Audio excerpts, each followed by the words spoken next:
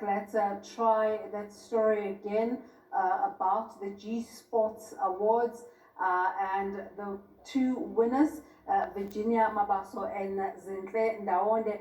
Virginia, well, perhaps let's start by congratulating both of you ladies. Congratulations on your winnings. Thank you.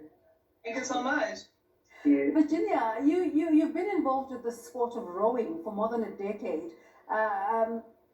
What attracted you to this sport? It was, I could say, by default. Back in 2007, so rowing, South Africa had a position for accounts administrator stroke regatta administrator. So I applied for the job, got the job. So in October, it was my first month at rowing. So 3 months later actually, we were running the SA Schools Champs. So I went to the championships, and I could barely understand, the terminology. One incident was I was standing next to the exit jetty. So when the crew that just finished rowing was exiting the jetty with the boat, so I hear everybody shouting heads, and I was just standing there, and I didn't understand what heads was all about, and everybody's like, Virginia. And I'm like, what are they talking about? Until a boat bumped me on my head. And that's when they're like, that's what we were trying to alert you to move out of the way. So coming back from that regatta, I came back and started reading the rules of racing, understood the game, the terminology, started volunteering as an official as well. So the rest is history. And then the passion actually grew as we administrated the regattas. You'll be at regatta control commission, judges doing the results and that. And then in 2010, 2011, when the former Minister of Sports, Mr. Fikile Mbalula, was driving the transformation and the sports plan, so that all federation needs to be accessible to all demographic areas, gender, and make it accessible. So I took upon that project that I'm running now since then. And it's been a great journey, I must say. So I've learned and grown so much into the sport. And now you're an award-winning rower, quite impressive. Zinhle, well done to you as well. Before we get into you playing rugby, you've had an interesting journey after finishing your sports management qualification and struggling to find a job. You became a firefighter. Tell us about that. You probably thought your involvement in sports was finished. Thank you very much, Sister Israel, and for SABC for having me.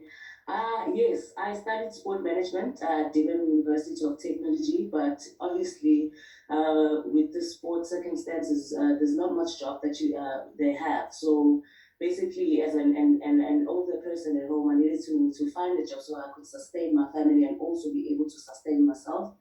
And when they took out those firefighter posts, and I decided, okay, at the moment I'm not doing anything and I'm not getting income. I need to provide.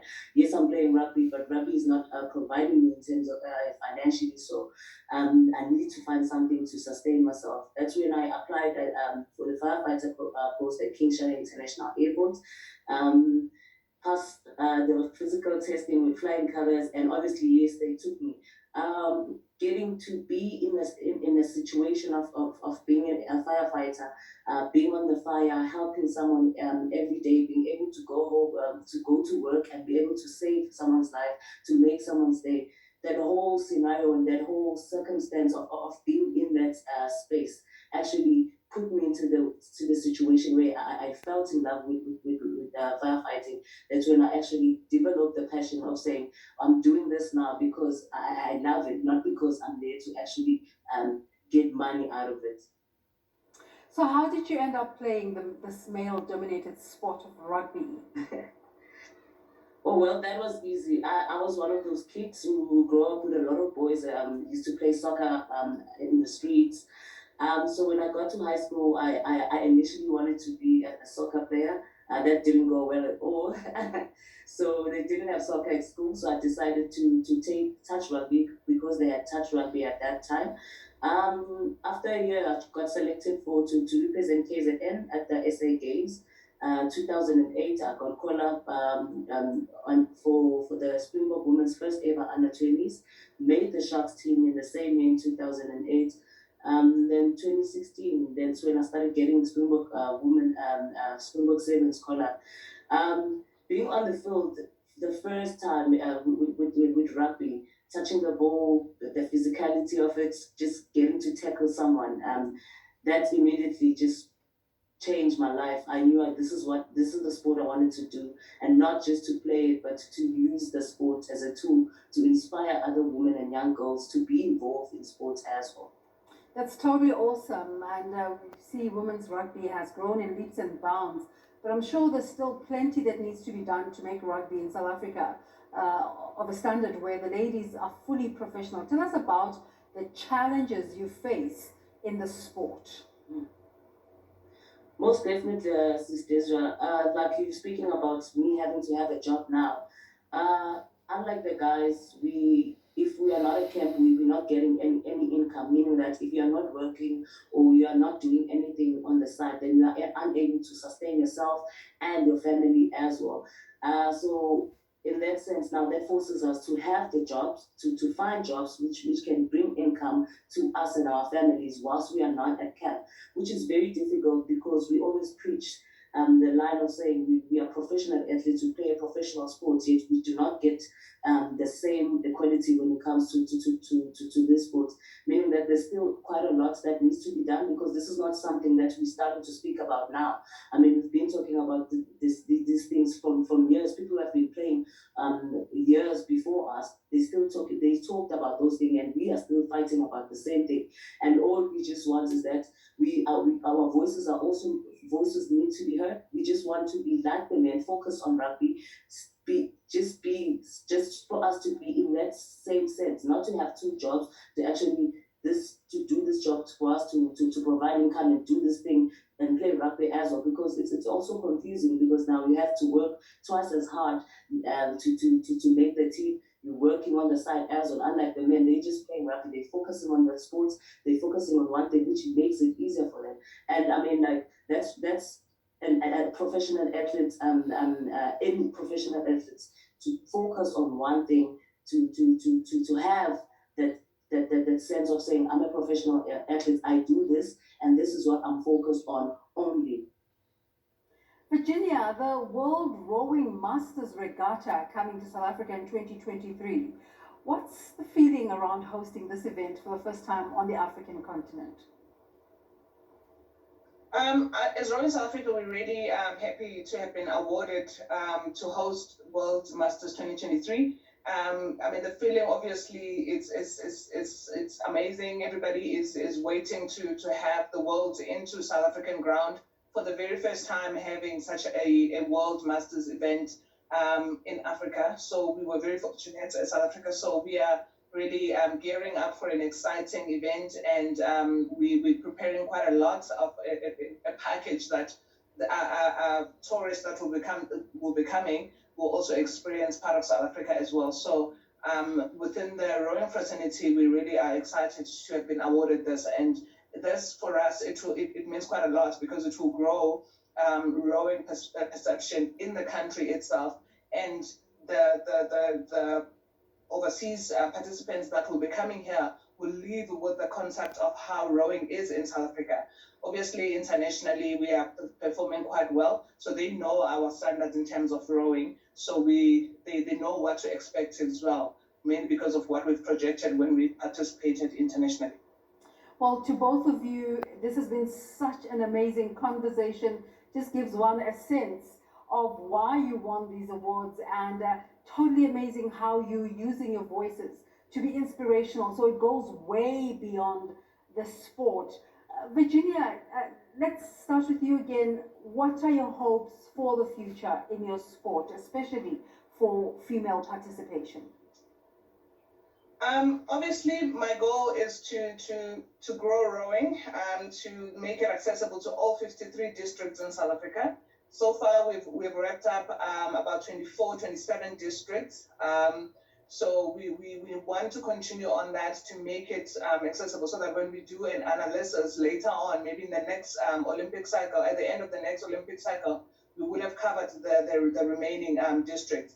And I could say that the interest is there. The district, the municipalities are even calling before us approaching them to say, here's the concept of rowing. We've identified a piece of water next to you, and we can make it work. We have got schools, we've got clubs that can that are really interested. So the future is to make it, to grow rowing even more and more, and obviously to see more people of color starting to represent internationally, more girls actually starting to also represent internationally. And you know that saying that we need to level the playing field, as Zinhle was saying. So we need to treat our girls as equal as the boys are being treated. So that is the plan for the future. And the next Olympic cycle is basically to focus on growing rowing in all facets, more especially even para rowing. We have para rowing as well. We have Sandra Kumalo, who is a Paralympian currently. So it's to grow that side of rowing as well as we move along. So so that we have created an equal opportunity for every South African. Zinhle, how do you hope to use your award to make an impact? Thank you very much. You can go ahead. Zinhle? Thank you, Sister Desiree. Obviously, this award for me means everything, and I like how Gsport. I did say thank you very much to Gsport, because it shows us that there's people out there who see the things that we do, who appreciate the work that we do as women. Because obviously, with this award, it means that they could understand that the impact that I was trying to relay, or rather the message that I was trying to relay to the young girls, to say, it's okay, young girl, you can play sports. And when you play, after playing sport, don't only play sports, but play sports and use sports as a tool, obviously, to empower other young girls and women, and also be able to be a brand by yourself. Because to be honest with you, sisters, there's not much sponsors or corporate that supports women in sports. So those are the things that we're trying to fight. Because now the athletes as well need to understand that for them, for the corporates and sponsors to come to them, they need to behave a certain way. They need to attract these corporates in order for them to associate themselves with you, because you must behave a certain way. You must do certain things, like how I always try to do, make my page so fun on social media, show inspiring young women to say, go to gym. You can gym at training, you can gym at home. Young girl, you can be a person that you want to be. Because my biggest dream as an athlete is to make sure that I use the sports that I am as a tool to inspire these young girls and women to be in sports, but also to create a brand for themselves. Because after playing rugby, remember, there's life after sports. Coach Tina Moody always says there's life after sports, meaning that they need to go and study as well. Oh wow, that is just too fantastic. In a very inspirational conversation, we're also talking about the importance of education. Ladies, let me congratulate you. You're such shining lights, and we hope to see more of you in this country, where there's such a need for inspirational leaders, for young people especially, and then for women. Thank you very much, Sister. Thank you very much for having us. Thanks, Zinhle. Thank you much for having us. All right, all the best, as I said. Hope to see them as their stars rise. Winners of the Gsport Awards. Now, Eskom